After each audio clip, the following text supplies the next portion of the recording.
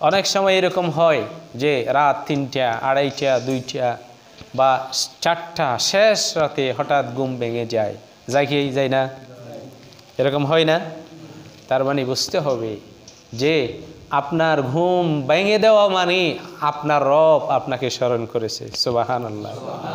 কিন্তু আমাদের ঈমান দুর্বল, আমাদের ঈমান দুর্বল। মানে আপনার ঘুম ভেঙে দেওয়ার অর্থ হচ্ছে বান্দা তুই উঠে আমি আল্লাহর জিকির কর, আমি আল্লাহকে ডাক, আমার গোলামি কর, তোর যা চাওয়া আছে সব চা দিবে কে? আল্লাহ। কিন্তু এটা আমরা উপলব্ধি করতে পারি না।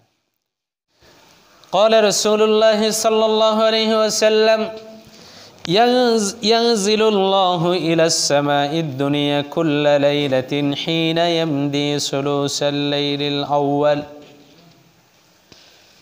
প্রতিটি রাতের 1/3 রাত বাকি থাকা পর্যন্ত, বাকি থাকার সময়ে আল্লাহ সুবহানাহু ওয়া তাআলা 7 আসমানের নিচে চলে আসে, দুনিয়ার আকাশে চলে আসে।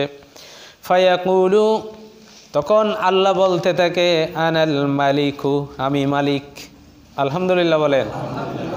কে বলে? আল্লাহ। আমি মালিক। আনাল মালিকু, আমি মালিক। মান যাল্লাযী ইয়াদউনি ফাস্তাজিবা লা, তোমাদের মাঝে কে আছো আমাকে ডাকবা, আমার কাছে চাইবা, আমার কাছে দরখাস্ত পেশ করবা। তোমাদের মাঝে কে আছো? তোমাদের যত চাওয়া আছে ফাস্তাজিবা লা, আমি তোমাদের দরখাস্তগুলা কবুল করব। আলহামদুলিল্লাহ বলেন। মান যাল্লাযী ইয়াসআলুনি, কে আছো আমার কাছে চাইবে, প্রয়োজনীয়তা মিটানোর জন্য চাইবে। ফাউতিয়াহু, আমি তোমাকে সেটা দান করব। আলহামদুলিল্লাহ।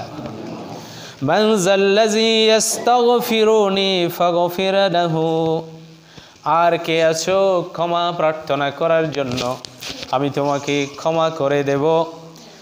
ফালা ইয়াজালু যালিকা হাত্তা ইউদি আল ফাজর, ফজরের সময় সুবে সাদিকে যখন আলো একটু একটু আলো হওয়া শুরু করে, ওই সময় পর্যন্ত আল্লাহ রব্বুল আলামিন 7 আসমানের নিচে অবস্থান করে। আলহামদুলিল্লাহ। তাহলে এটা কখন? প্রত্যেক দিন রাতে, প্রতিটি রাতে। এজন্য আমি আরেকদিনও বলছিলাম, আমরা যখন ঘুমের মধ্যে থাকি, অনেক সময় এরকম হয় যে রাত 3টা, 2:30, 2টা বা 4টা শেষ রাতে হঠাৎ ঘুম ভেঙে যায়, যায় না? এরকম হয় না? তার মানে বুঝতে হবে যে আপনার ঘুম ভেঙে দেওয়া মানে আপনার রব আপনাকে স্মরণ করেছে। সুবহানাল্লাহ। কিন্তু আমাদের ঈমান দুর্বল, আমাদের ঈমান দুর্বল। মানে আপনার ঘুম ভেঙে দেওয়ার অর্থ হচ্ছে বান্দা তুই উঠে আমি আল্লাহর জিকির কর, আমি আল্লাহকে ডাক, আমার গোলামি কর, তোর যা চাওয়া আছে সব চা দিবে কে? আল্লাহ। কিন্তু এটা আমরা উপলব্ধি করতে পারি না, কারণ ঘুম ভাঙার পরে আবার শয়তান সব কিছু বুঝতেছি, একেবারে জাগ্রত হয়ে গেছি, এমনি দেহটা শুয়ে খাটের মধ্যে পড়ে আছে। এরকম হয় না? শেষ রাতে হয়। কিন্তু আমরা অলসতার কারণে, ঈমানের দুর্বলতার কারণে উঠতে পারি না।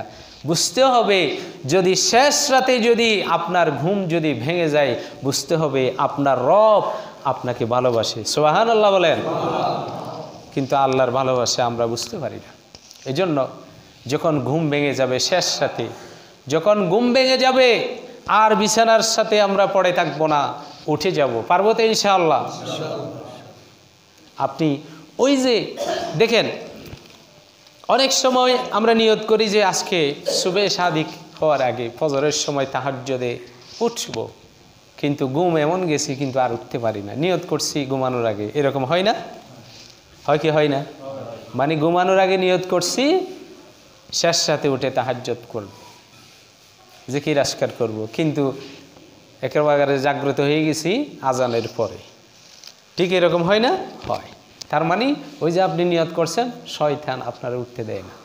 তো যাই হোক, কিন্তু যখন মাঝে মাঝে যখন এটা হয়, আপনি নিয়ত করেন নাই, ঘুমাই গেছেন, কিন্তু হঠাৎ করে শেষ রাতে ঘুম ভেঙে গেছে, ঘুম আসতেছে না, বুঝতে হবে মালিক আপনাকে ভালোবাসে। সুবহানাল্লাহ বলে। সেই ভালোবাসার প্রতিদান দেওয়ার জন্য যখন যে যদি এভাবে যদি উঠতে পারি যে আমার ঘুম যেহেতু ভেঙে গেছে, আল্লাহ আমাকে, আমার ঘুমটা আল্লাহ ভেঙে দিয়েছে যে আমি যেন তার গোলামি করি। সুবহানাল্লাহ।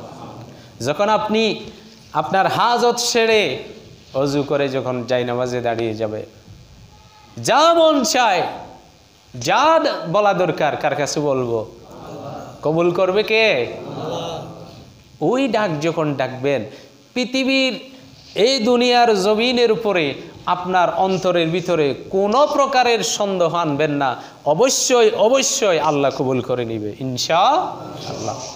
কারণ এই ইবাদতের ভিতরে কোনো কি নাই, কোনো ধরনের গুজামিলতা নাই যে জেগে গেছি উঠে যাব, নামাজ পড়ে যাই, নামাজে দাঁড়িয়ে যাব অজু করে। যখন এইভাবে যখন দাঁড়াবেন, দেখবেন আপনি যত দরখাস্ত মালিকের কাছে পেশ করবেন, সব দরখাস্ত কবুল করে নিবে আল্লাহ। আলহামদুলিল্লাহ। পার্বতী ইনশাআল্লাহ। শুধু এটা লাইলাতুল কদর, নিসফে শাবান, কিন্তু আমরা তো উল্টাই করি। আমাদের কাজ হচ্ছে কি উল্টা, মানে এশার দিকে সবাই আসবো, এশারের নামাজের পরে, এরপরে আবার কিছুক্ষণ পরে মসজিদে একটু করে থাকবো, এরপরে আবার ঘুম, চিরসারিত অভ্যাস। হয় কি হয় না? তাইলে কি নিসফে শাবানের ইবাদত হয়েছে? হয় না।